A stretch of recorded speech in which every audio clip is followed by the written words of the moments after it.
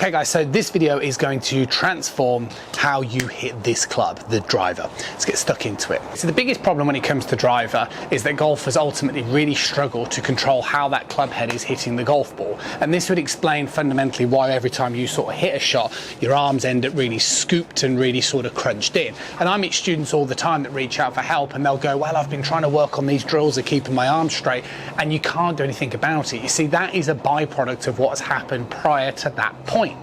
And the thing that amateur golfers really struggle with is they struggle with the retention of hip depth. Now, what we mean by hip depth is if I kind of got set up from this side and perspective here, you need to be able to execute a backswing position where your trail hip goes back behind your original tush line.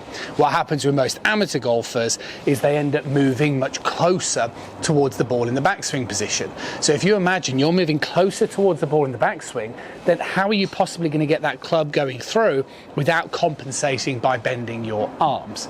So the big thing that you are struggling with when it comes to driver is a loss of hip depth, and this is exactly how you're going to solve it. The first steps that I do with all of my students is understand the first move, and this is exactly the reason why. Now, we are looking for three things as we start to move this club back. The first one is that you want to get a real sense of width, and what I mean by this is you've got to get a feeling that you're sort of pushing the club away from you, so you get a sense like the club is staying as low to the ground as you possibly can in this sort of backswing position as I'm demonstrating here.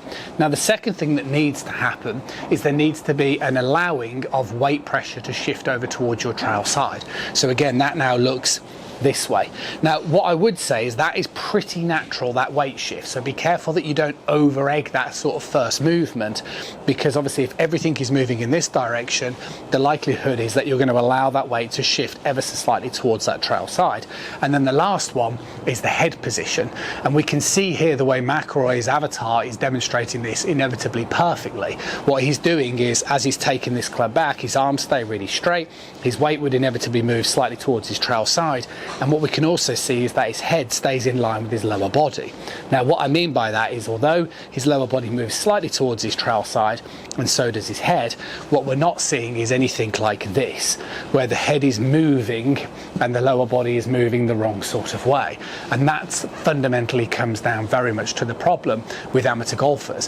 What happens with most amateurs is they have a tendency to try and, hit it from the inside, so the head moves, this brings the club around, and as I showed you from side-on perspective earlier, that's what gives you that loss of hip depth and really makes it very, very difficult. So here's a drill that you can practice that will make all the difference. So the drill's actually pretty straightforward, and all you're going to do is you're just going to get yourself set up and you're going to take the club to the position of reference, so just outside the width of your feet, and all you're going to do is keep your head still and allow your weight to shift slightly towards the trail side.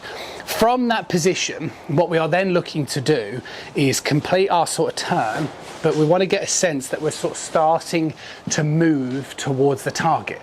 Okay, whilst we're doing that, we want to maintain this sensation of our arms pushing the club away from us, and it really is getting that sort of movement, because what happens with a lot of golfers is they might start to get good in this first move, but then they move this way and your arms bend, and that's how you're going to lose all that speed. You want to feel as though from this position you're moving more back towards your lead side as your arms are still maintaining good width.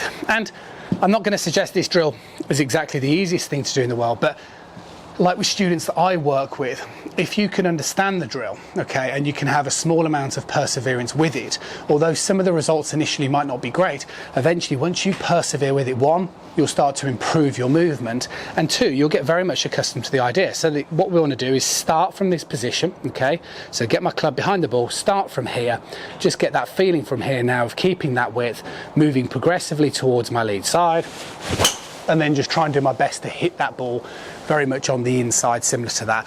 And if you do a few of those, you might notice that you lose a little bit of distance. I mean, I'm hitting a range ball here with a club that I leave up here, and the results are going to be very, very similar, if not maybe even better, depending on how you move. So you start from here and then you go towards your lead side and try and hit it again on that inside. And all I mean by on that inside, if I just show you one really slowly, I get set up here, I move that way, and then I just want to try and get that club to hit from the inside of that target line, so it gives me that ability to produce that draw shape. And I promise you this will make a massive difference, because I know that it works, because I do it all the time with all of my students. I'll see you soon.